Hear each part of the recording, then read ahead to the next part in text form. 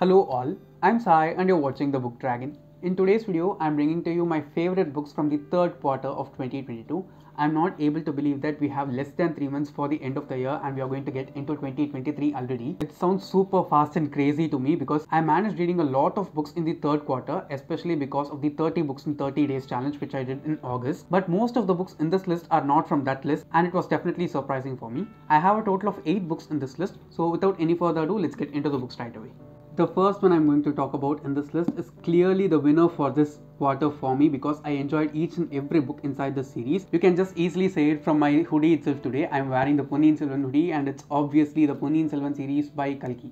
I read the entire series in the third quarter and I made summary videos for each and every one of the 5 books in Tamil as well as English and published them inside the channel. Many of you guys enjoyed all those videos and also found them so much useful. I made them specific for the movie itself because I knew that many people will be watching it and I'm very glad that it turned out really good also. I know that some people did not like the movie, but trust me, Ponniyin Selvan is supposed to be like that because it is a story that heavily depends upon the plot and characters alone. The grandeur is that, okay? It is a very grand setting, but that's not why you go forward and watch or read Ponniyin Selvan. You read it and watch it because of this compelling story and those very real life characters. Even though if you've not read the books and just watched the first part alone, just go forward and read the first 2 books inside the series. You will be able to understand how much they've done for that movie. I've talked so much about Ponniyin Selvan already in the channel. I just don't want to repeat myself continuously. So yeah, without any doubt, Ponniyin Selvan was the clear winner for me from the third quarter and I thoroughly enjoyed it.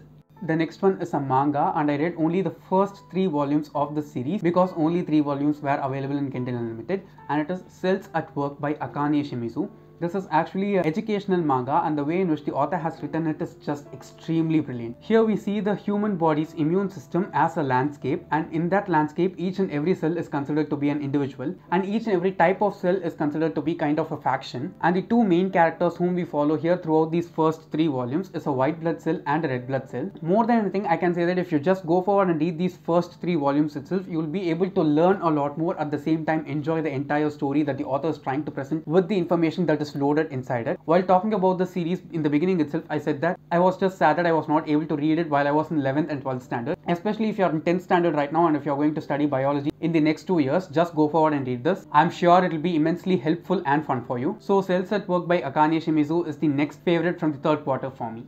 The next one is actually the first book inside a trilogy, and it is a literary fiction trilogy translated from Tamil, and it is One Part Women by Perumal Murugan translated to English by Anirudh and Vasudevan. Now this is a story that is set up sometime before our independence, so all the things that we see here is very conservative in its nature. Here we follow a couple, Kalki and Ponna, who've been married for 12 years but they don't have any issues. Because of this lack of children that they have, the entire society treats them in a different way and keeps on taunting them because of that one reason alone. Now Kalki is a person who can put up with any person and does not pay heed for any words that others throw at him and Ponna, but Ponna is completely the opposite of him. When anyone tries to taunt them, Ponna is the person who gives them the word and makes them curl up into themselves so that they feel embarrassed and ashamed for having said such hurtful things about them. It is definitely a highly emotional story and it is also a very strongly written one. If you are going to read One Part Women by Perumal Murugan, just keep in mind that it will not be an easy book to read, even though it is a very short one. I have not been able to finish the second book in the series, even though it's been over 2 months since I read the first one. Despite all these things, I really think that many people need to read it because the writing of the author and the translation of the translator are excellent. The story in itself is very compelling because it deals with human emotions rather than anything else. So this definitely deserves a place in this list for me.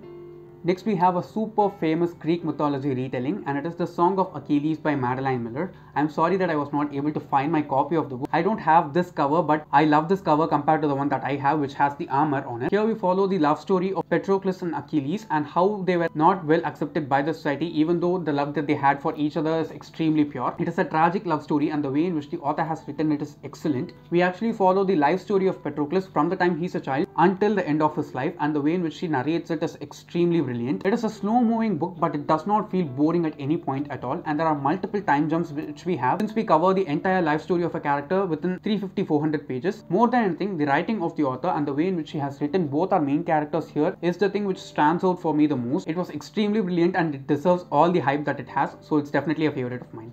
The next one is a dystopian sci-fi book, and it is The Host by Stephenie Meyer, which is a book which I went in with no expectations at all, but it completely swept me off my feet.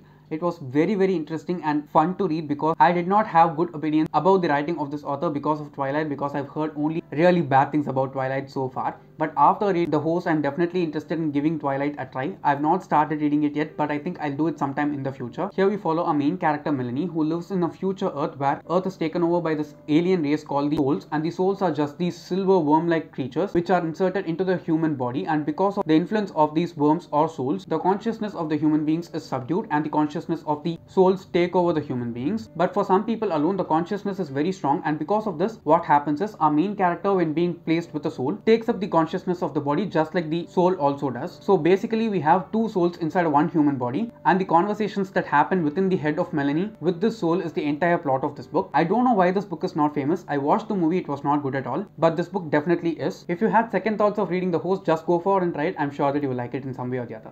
The next one is a non-fiction book which has been sitting on my shelf for nearly 3 years now, and it is Factfulness by Hans Rosling, co-written by Anna Rosling and Ola Rosling. This book is basically just a short book which tells us about how good our world is, even though we think that we are living in a very dark time right now. It is definitely an eye-opening book, and I think everyone needs to read this in order to understand what kind of an opportunistic world we live in nowadays. It is a book about facts with numbers and proper representation of data so that each and every person who reads it can easily understand it. It deals a lot with statistics and data visualization, but I think it will be easily understandable for anyone who reads it because the authors have made such a great effort in order to portray the data properly to us so that when we see it, we need not go through a lot of struggle in order to understand it properly, because all of us need to understand the things that the authors are trying to say here, because we live in a really precious, good, bright world right now, and the world is not getting a worse place to live in but just a better one. Especially the authors show how much Asia and Africa are becoming huge marketing places for every person out in the world, and how much we can easily thrive, especially during this time period. So if you've not read Factfulness yet, just go forward and try it. I'm sure you'll find it very interesting, at the same time super useful. The next one is yet another non-fiction book, and it is a self-help book which is The Everyday Hero Manifesto by Robin Sharma, which is one of my anticipated releases from last year, but I managed reading it this year only in September, and I should say that it was the perfect time to read it because I was totally emotionally and physically drained in September because of various reasons. I'm not able to put a finger on any particular reason because there were many factors which accounted for that, but this book immensely helped me to get away from that tiredness and helped me do a lot of stuff which I wanted to do. It is an autobiographical account of Robin Sharma's life where he talks about various things that he has done and things that has worked for him and his clients, which can be used by us in order to make our lives better without stressing a lot. He talks about all the struggles that he went through. At the same time, he also shows us that everyone goes through such kind of troubles, and it's not just a single person like him or you. Even though the path is completely filled with difficulties, it need not be a difficult path because everything depends only on the perspective that we have towards life. And most of all, when you're doing all these things, you have to take great care of yourself because you deserve all those things. Because of all these things, this was definitely super useful for me, and it's definitely a favorite from the last quarter.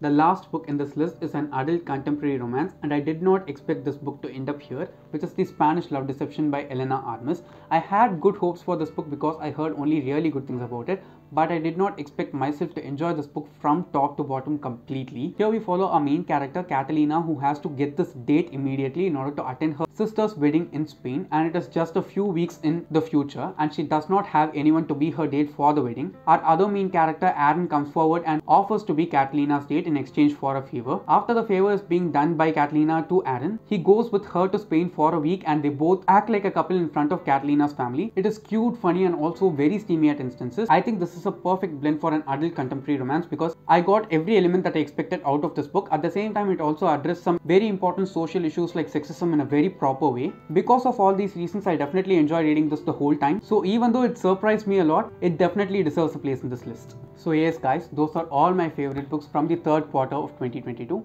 And don't forget to leave your favorite books from the third quarter in the comments below because I'd like to know what books you liked. And if you did enjoy watching today's video, don't forget to give it a thumbs up and also share it to your friends. If you want to get more content from me, do subscribe to the channel. Thanks for watching and have a great rest of your day.